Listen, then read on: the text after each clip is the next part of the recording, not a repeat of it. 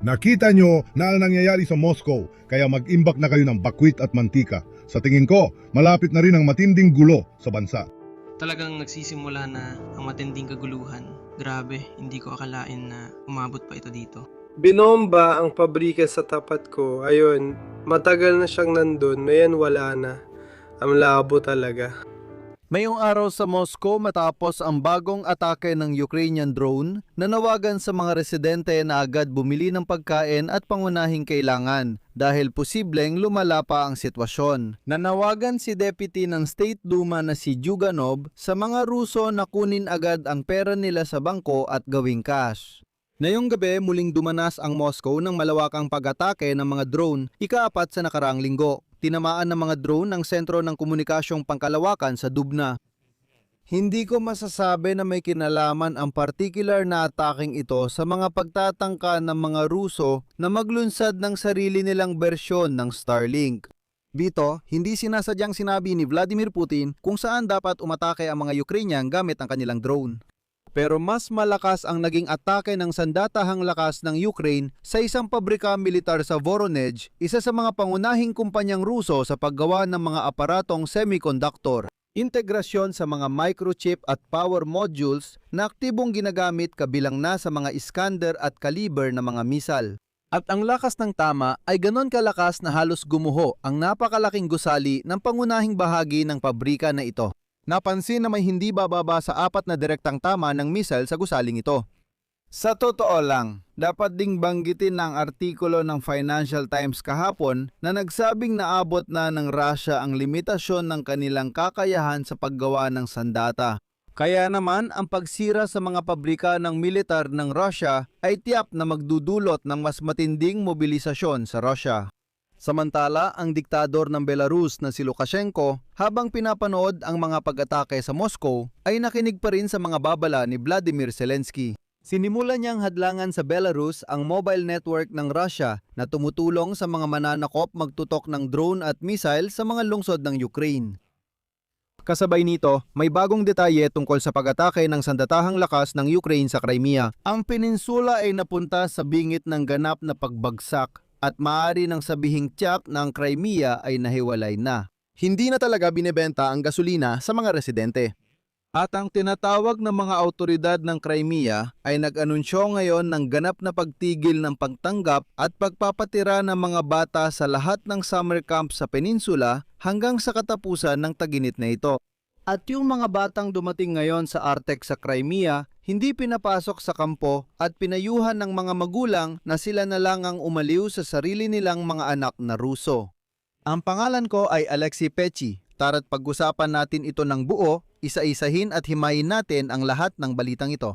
Pero bago tayo magsimula, hinihiling ko na mag-subscribe kayo sa channel, i-like ang episode na ito at mag-iwan ng kahit anong komento sa video na ito. Sige, isa-isahin na natin lahat. At magsisimula tayo sa kamangha-manghang pag-atake ng Ukraine sa pabrika ng DEPEN sa Voronezh. Ngayong araw, ika-22 ng Hunyo, isang serye ng mga pagsabog ang yumanig sa Voronezh, Russia na unang ikinagulat ng mga lokal na residente hanggang sa makita nila ang mga naging resulta. Pagkatapos noon, mas lalo silang nabigla. Ang natamaan ay ang pabrika ng militar na gumagawa ng bahagi ng mga misil laban sa Ukraine. Grabe, lumalala na talagang lahat, putong ina. Hindi ko lang kung nung lumipad dito. Akala ko itong lugar lang ang nasusulob pero putong ina, buong lugar pa lang nasusulob. Nagkagulo na lahat.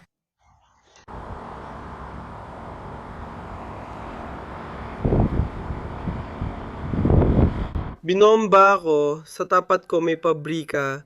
Matagal na siyang nandoon. Ngayon, wala na siya. Ang siste, putang ina, alam nyo ba kung ilang beses silang napaputok doon? Siguro sobrang dami ang daming pagsabog. Basta, wala nga talagang pabrika doon. Basta, Dito talaga. Simple lang. Sa madaling salita, nagkalat ang mga debris at lahat yon ay lumabas mula sa pabrika, nakahandusay sa kalsada at usok ang bumalot sa buong langit. ayon sa sandatahang lakas ng Ukraine, gumamit sila ng mga napakatumpak na cruise missile na inilulunsad mula sa himpapawid sa pag-atake. Kilalang gumagawa ang kumpanyang ito sa Voronezh, Russia, ng bahagi para sa mga raketa at depensa sa himpapawid bilang bahagi ng kooperasyon.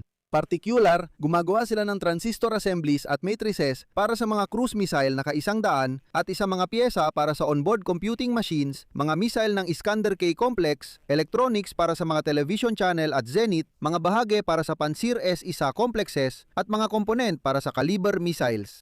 Binigyang diin ng mga tagapagtanggol ng Ukraine na ang pagsira sa kapasidad ng pabrikang ito ay labis na magpapahina sa kakayahan ng mga mananakop gumawa ng bagong raketa. Tinitiyak ng mga Russian na war correspondent na malamang ay ginamit ng Ukraine ang mga British na Storm Shadow missile sa pag-atake, ngunit hindi pa tiyak kung anong uri ng sandata talaga ang ginamit. Ngunit dapat pansinin ang eksaktong pagtama ng 4 na raketa sa pangunahing gusali ng pabrika. Malinaw sa mga kuha kung paano eksaktong pumasok ang 4 na raketa sa gusali at winasak ito ng tuluyan. May impormasyon na ang mga manggagawa sa pabrikang ito, mga espesyalistang naghanda ng bahagi para sa mga raketang ginamit sa pag-atake sa mapayapang lungsod sa Ukraine. Hindi na sila nailikas mula sa gusali at nangyari ang pag-atake ng raketa sa oras ng trabaho. May matinding nangyayari dito sa amin, tingnan mo. Sa totoo lang, pabrika yon kung saan dating nagtrabaho ang kuya ko. Kita mang sunog at maraming usok. Yak. Bumagsak ang bubong, pero hindi nila napabagsak ang mga drone. Masama yan. Ito? Ito ang pabrika, kung saan dati nagtrabaho ang kapatid kong lalaki. Dati? Doon, basta, doon, banda. Doon, kita ang sunog. Dito rin, kita din.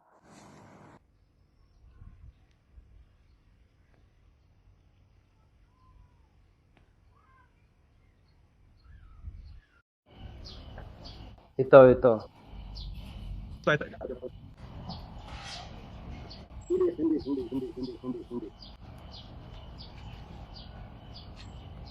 Ayan, makikita dito.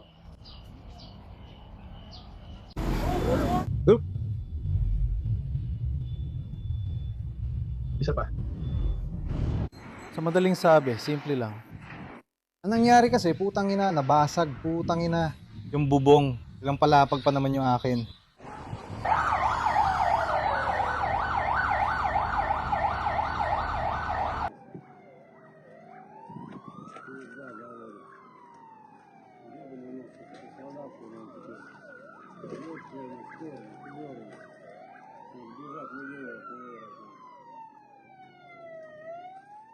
Oo, kasi yung itsura gets mo. Hindi naman talaga sunod. Sa gitna ng mga pag-atake sa military-industrial complex ng Rusya, ayon sa Financial Times, mapipilitang magdeklara ng malawakang mobilisasyon ng Kremlin para ipagpatuloy ang digmaan sa Ukraine. Dahil ang Russian military-industrial complex ay umandar na sa sukdulang kapasidad at hindi na kayang dagdagan pa ang produksyon ng mga armas. Ayon sa mga source, stagnant ang produksyon ng militar ng Russian Federation maliban sa unmanned system at long-range strike weapons na siyang pangunahing pinagtutuunan ng resources. Sa totoo lang, naabot na ng Russia ang kanilang limitasyon at ginagawa na nila ang pinakamataas na produksyon ng armas na kaya nila. Lilinawin ko, hindi ibig sabihin nito na kaunti o maubos agad ang armas at missile ng Russia. Ibig sabihin, wala na ring potensyal para lumago pa.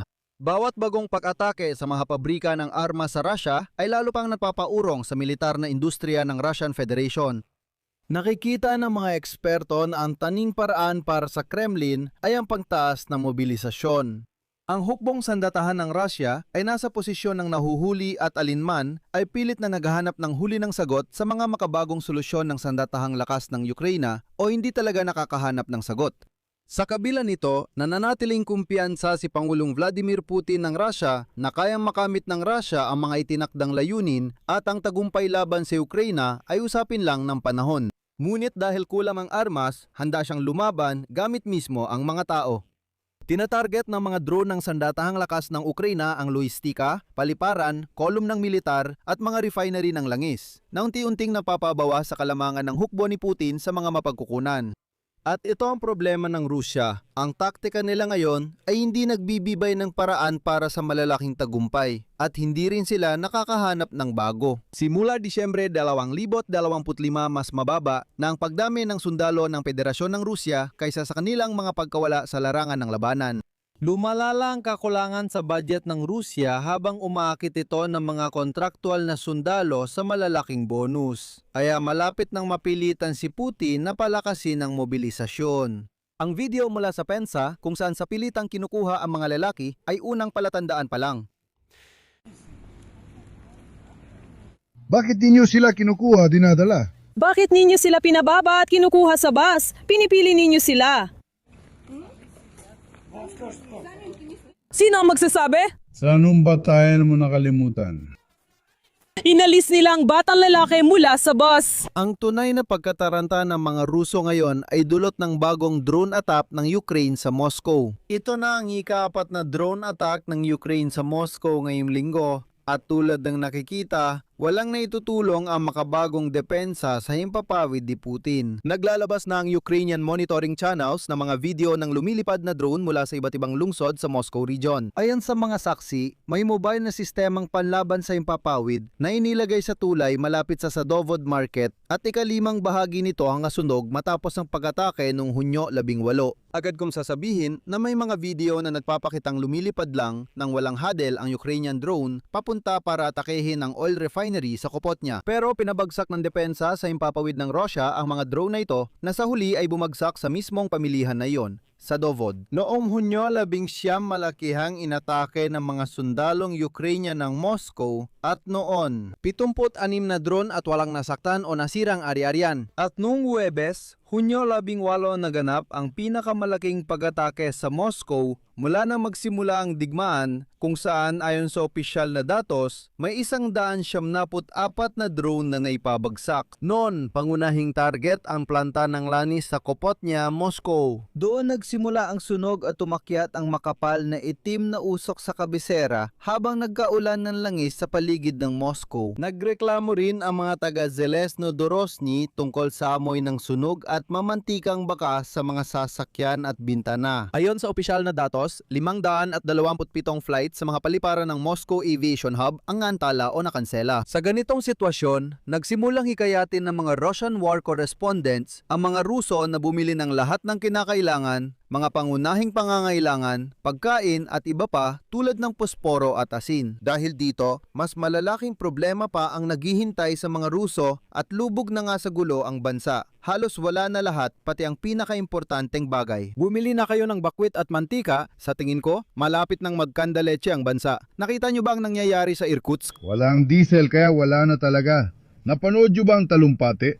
Sa Yakutia, yung ministro ng ekonomiya, grabe talaga. Dito sa ating puro saya at kalokohan, kaya mga pare, bumili na tayo ng asin, posporo at delata para sa taglagas. Sinasabi ko sa inyo, huwag tumigil. Maghukay na ng patatas dahil yon ang kakainin natin. Pritong patatas, nilaga, steamed, may balat, probinsya style at kung ano-ano pang ganyang kalokohan. Mga epekto ng pagtanggal sa bata, nasasayang lang ang oras. Pare, wala namang gustong makipaglaban. Sila lang, mga Europeo sila, mga Amerikano sila. Hindi sila maglalaban-laban sa isa't isa. O, Gavrimichok. Ito, wala talaga akong ibang maitawag sa digmaang ito. Nakakahiya putang ina, yung mga hayop na opisyal ng gobyerno nakamedalya pa ng bayani ng Rusya at nagyayabang kung ano raw ginawa nila. Tigilan nyo na, pagsusulat.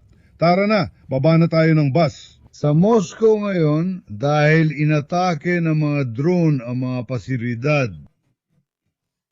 Namamahala sa komunikasyon ng mga Russia na mananakop. At dito, isang sobrang laking pasasalamat kay Vladimir Putin na siya na mismo ang nagsimulang ituro sa mga Ukrainian kung aling mga pasilidad ang dapat tamaan. Ang totoo niyan, na yon ay tinamaan ang sentro ng komunikasyong pangkalawakan ng Dubna sa Moscow region. At ito ay isang napakahalagang atake. Kamakailan na jabang si Vladimir Putin na nagsimula na ang Russia sa pagbuo ng katumbas nito.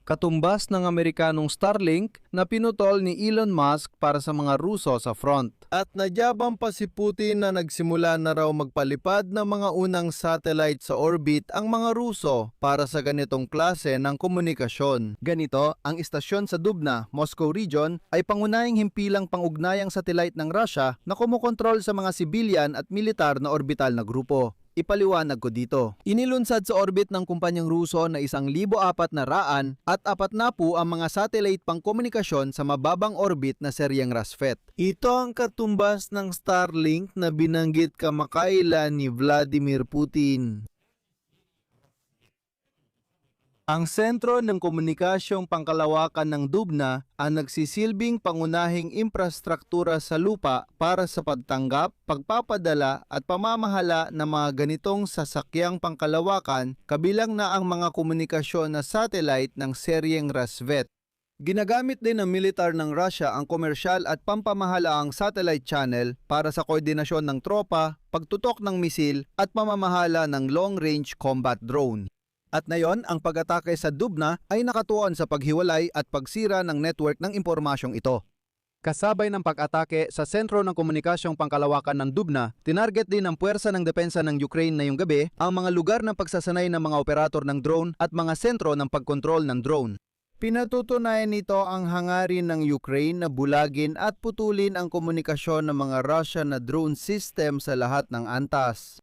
Mula sa operator sa lupa hanggang satellite sa kalawakan. Hayaan nating si Vladimir Putin na lang ang magkwento tungkol sa mga bagong teknolohiyang ipinapasok nila sa Russian Army. Ayan, nadyabang siya na magpapalipad sila ng katulad ng Starlink at ayan, tinamaan tuloy ang sentro ng komunikasyong pangkalawakan sa Moscow region. Kung tungkol sa komunikasyon ng usapan, idagdag din natin ang isa pang balita. Ang mga Z na korespondent militar ng Russia ay nagsimulang aktibong ipakalat ang impormasyon na matapos ang mga banta at ultimatum ng Ukrainian President na si Volodymyr Zelensky di umano'y totoong iniutos ni Alexander Lukashenko na i-jam ang Russian mobile signal sa Belarus. Paalala ko lang ang konteksto. Noong Hunyo 11, hayagang sinabi ni Volodymyr Zelensky sa isang press conference na ang mga Ukrainian ay nakapagtala ng hindi bababa sa 4 na retransmitter sa mga lugar na malapit sa hangganan ng Belarus. Ang retransmitter ay isang communication tower na gamit ng mga sundalong Ruso para i-correct at i-guide ang Shahed drone sa mga lungsod ng Ukraine. Ibig sabihin, umaabot ang mobile signal sa Ukraine, kaya magagamit ito ng mga drone para lumipad at tamaan ang target. Binigyan ng presidente ng Ukraine ang Minsk ng 1 linggo para patayin at baklasin ang mga kagamitang militar. Kung hindi, Ukraine na ang gagawa nito. Nagsusulat na ang mga Z na korespondent militar ng Russia na natakot si Lukashenko sa atake ng sandatahang lakas ng Ukraine, lalo na habang pinapanood ang nangyayari sa Russia. At agad siyang nagbigay ng utos na patahimikin ang mga tor na ito o i-disconnecta ang Russian na operator na nakakabit sa mga tor na iyon. Ngayon, binabanggit ang MTS. Pero sa ngayon, magiging tapat ako, wala akong nahanap na anumang technical na kumpirmasyon tulad ng mga aberya sa cellular network, partikular sa Russian cellular network sa Belarus. Ibig sabihin ngayon, hindi pa sila nakikita. Hindi pa tiyak kung ginawa ni Lukashenko ito, pero ang pagkataranta ng mga Rusong korespondenteng pandigma ng Z ay nagsasabi na rin na marami. Sa kabilang banda, halatang natakot sila sa Minsk. Sinabi ng tagapagsalita ng Kremlin na si Dmitry Peskov na tatalakayin ni Vladimir Putin kay Lukashenko sa lalong madaling panahon ang mga hinihingi ng Ukraine. Tanggalin sa loob ng linggo ang mga relay tower na gumagabay sa mga pag-atake ng mga Rusong drone sa mga lungsod ng Ukraine. Dagdag ni Peskov sa Kremlin, tinitingnan nila ang banta bilang lubang agresibo. Ito ay panghihimasok sa panloob na usapin ng ibang bansa at paglabag sa sobera niya ng ibang bansa. Ngayon, narito ang isang napaka-makabuluhang sipi ni Peskov na talagang nagpapaliwanag ng kawalang pag-asa mismo ng Kremlin. Pero wala kaming alinlangan na ang pamunuan ng Belarus at ang mismong Belarus ay kayang tiyakin ang kanilang sariling sobera niya. Gusto naming maprotektahan ang sarili laban sa mga drone at misal ng Ukraine kaysa isipin pa ang Belarus at paano ito poprotektahan. Samantala sa Crimea, pasensya na, sobrang gulo talaga. Sa totoo lang, ang peninsula ay nasa isolasyon na, lalo na pagkatapos ng pagtigil ng Kerch Ferry kahapon. Dito na dumarating ang mga balitang nakakagulat at nakakabigla. Hindi ko na alam anong salita ang gagamitin para ilarawan ang nangyayari sa Crimea. Ayon sa Institute for the Study of War, may sistematikong kampanya ang Ukraine laban sa mga mananakop sa Crimea at bawat pag-atake sa Kerch Strait ay nagpapalapit sa peninsula sa logistikal na pagbagsak. Kahapon, tinamaan ng puwersang Ukrainian ang port ng Kavkaz sa Chushka Spit sa Krasnodar Krai ng Russian Federation. Ito ay nasa hilaga mismo ng tulay ng Kerch. Doon, nagliyab ang mga tangke ng imbakan at ang lugar ng imbakan ng langis. At itong imbakan ng langis na ito ang nagsusuplay ng gasolina sa sinakop na Crimea at mahalaga sa mga mananakop sa timog ng Ukraine. Ibig sabihin, ito mismo ang imbakan ng langis kung saan sila nagpapakarga. Ibig sabihin, ang ilang tanker truck ay papuntang Crimea para magdala ng gasolina sa mga tao at ang iba ay dumadaan dito papuntang timog Ukraine, lalo na sa Zaporizhia at Kherson. Doon, sinusuplayan nila ang mga Russian na okupante. Sa satellite images, makikita ang sunog sa port ng Kavkaz at hindi bababa sa 3 nasusunog na ferry sa hilagang silangan ng port. Nadamay din sa pag-atake ang imbakan ng langis ng Test Terminal 1 sa sinakop na Kerch. Ginagamit ng Russia ang pasilidad na ito para maglipat ng fuel oil, liquefied gas at panggatong sa pamamagitan ng kipot ng Kerch. Sa madaling salita, nasira ang lohistika nila sa dalawang panig. Matatagpuan ang terminal wala pang 1 kilometro mula sa tulay ng Kerch at ginagamit sa pag-refuel ng mga Russian ferry sa pagitan ng Crimea at Port Kavkaz. Sa huli, gaya ng alam nyo na, inihayag ng pinuno ng okupasyong administrasyon ng Crimea na si Sergei Aksyonov na simula ngayon, hindi na talaga ibinebenta ang gasolina sa Crimea. Maisip nyo ba ang sitwasyon kung saan wala ni isang gasolinahan sa inyong lungsod ang makakabenta sa inyo ng gasolina? Talagang walang gasolina. Sinusubukan yung maglakad dala ang galon, naghahanap pero wala talaga. Sinasabi ng lahat, hindi ka makakabili ng gasolina kahit saan. Anong gasolina? Ano bang sinasabi mo? Ganyan ang realidad na yon sa Crimea. Kahit nung 1 o 2 linggo lang, sinabi ni Putin, pakinggan nyo, yung mga pag-atake sa mga refinery ng langis, kalokohan lang yan. Maliit na bagay lang yan, di na kailangang pansinin. Sa huli, pinakiusapan ng mga Ruso ang parang ligaw at hindi naliligo na wag munang pumunta sa Crimea. Ang tinatawag na gobernador ng Crimea, Sergei Aksyonov, ay naganunsyo ng pansamantalang pagtigil sa pagtanggap at pagpapatira ng mga bata sa lahat ng summer camp sa peninsula mula Hunyo 22 hanggang Setyembre 1. Ngayong taon, walang batang Ruso ang magbabakasyon sa Crimea ngayong tag-init. Narito ang pahayag ni Aksyonov. Humihiling ako ng pag-unawa sa mga limitasyong ipinataw ngayon. Mahalaga ang mga ito para sa kaligtasan ng publiko. Pasensya na, magbibiro lang ako. Totoo, delikado kapag may Ruso sa Crimea, kaya para sa kaligtasan ng publiko, dapat silang ibalik sa Russia. Kasama sa pagbabawal ang mga pampamahalaang organisasyon at iba pang lugar na sanay pagdarawsan ng mga aktibidad para sa mga bata. At ngayon din sa tinatawag na Ministeryo ng Edukasyon ng Russia, inihayag nila na mula sa sentro ng kabataan na Artek sa Crimea ay may planadong pagpapauwi ng mga bata pabalik sa Russia. Kasabay nito, kinansela ang pagpasok sa kampo na Alyeparusa. Tumanggi rin na yon ang Artek na tumanggap ng mga batang dumating para sa batch nila. Sa totoo lang, pinali sila sa gate at sinabihang umuwi na lang. At ayon sa mga saksi, ang mga batang dumating ngayong araw sa Artek ay hindi pinapasok sa loob ng kampo. Pinabalik sa Kerch ang mga bus na may mga bata nang walang paliwanag. Isa sa mga nanay ng batang Ruso na dumating sa sinakop na Crimea ay nagsabi at ika nga na yon sana ang simula ng batch. Hindi pinaliwanag ng Artek kung bakit kaya tumanggi silang tanggapin ang aming mga anak. Napilitang magpalipas gabi ang mga bata sa isang kolehiyo sa Kerch. Tama nga naman, bakit nga tayo pumunta sa sinakop na Crimea? May simpleng tanong lang ako sa nanay na ito. Pumunta ka sa sinakop na teritoryo. Dinala mo doon ang anak mo para magbakasyon siya sa sinakop na teritoryo kung saan may digmaan. Ayos ba ang isip mo? Saan mo dadalhin ang bata? May digmaan. Nasa sinakop na teritoryo ka. Kaya bakit ka nagrereklamo? May ulat sa social media tungkol sa pagkansela ng biyahe papuntang ibang kampo ng kabataan sa peninsula. Isang Rusong ina ng batang dapat sana'y pupunta sa ArtQuest Camp ang nagsabi sa mga propagandistang Ruso na tinawagan siya ng mga kinatawan. Sinabi ng mga kinatawan ng edukasyon sa kanya na ngayong taon hindi makakapagbakasyon ang anak niya sa sinakop na Crimea at pinayuhan siyang bumalik sa Russia. Kasabay nito, inanunsyo ng mga autoridad ng Sevastopol ang curfew at malawak na paghihigpit na apektado ang transportasyon, kalakalan, kainan at infrastruktura ng lungsod. Bukod sa ganap na pantigil ng pagbebenta ng gasolina, pinapatay din ang mga ilaw sa gabi sa mga kalsada at ipinapatupad ang rotational brownout o palit-palitang pagkawala ng kuryente. Bukod dito, papayagan lang magbukas ang shopping center, supermarket at hypermarket mula 7 AM hanggang 8 PM habang maliwanag pa. Pareho rin ang oras ng operasyon para sa mga cafe, restaurant at iba pang kainan. Kanselado ang mga mass gathering sa labas at walang takdang petsa kung kailan muli papayagan. Sa madaling salita, gaya ng inyong naiintindihan, nagkaroon na ng totoong kolapso sa Crimea. Para hindi malungkot at patuloy na makibahagi ang mga Ruso at hindi na humingi ng paliwanag sa mga autoridad, agad gumawa ng bagong kwento ang Russian Ministry of Foreign Affairs ngayon. Ibig sabihin, nanawagan sila sa mga Ruso na magkaisa at tiisin ang lahat ng mga pagsubok na ito. Bakit? Dahil lalo pang lalala ang sitwasyon.